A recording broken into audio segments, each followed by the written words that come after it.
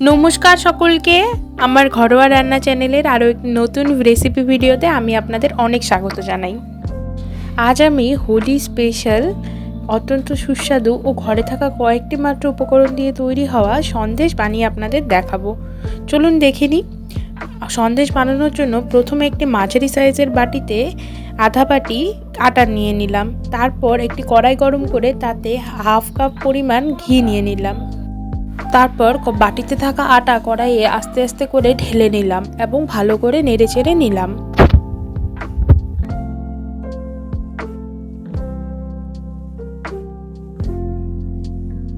আটার রং বদলে আসলে আমি এটা একটা পাত্রে ঢেলে নিলাম।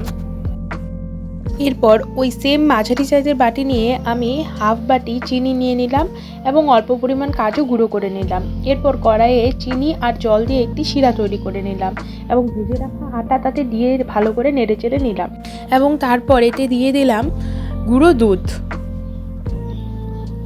আমি আমুল দুধের যে প্যাকেটটা হয় গুঁড়ো দুধের, সেটার এক প্যাকেট ইউজ করেছিলাম এবং এতে কাজু দিয়ে দিলাম। তারপর আবারও নেড়েচেড়ে নিয়ে একটি ঘন ডো তৈরি করে নিলাম এবং একটি পাত্রে ঘি মেখে তাতে ওই ডোটি নামিয়ে নিলাম। তারপর হাত দিয়ে একটু সেট করে নিলাম এবং ছুরির সাহায্যে শেপ করে কেটে নিলাম।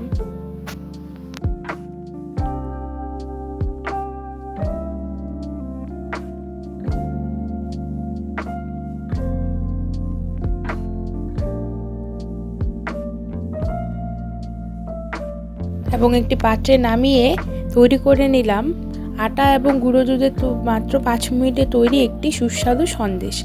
আপনাদের যদি ভিডিওটি ভালো লাগে তাহলে সাবস্ক্রাইব করে অবশ্যই পাশে থাকবেন এবং রেসিপিটি আপনাদের কেমন লাগলো তা আমাকে অবশ্যই কমেন্টে জানাবেন।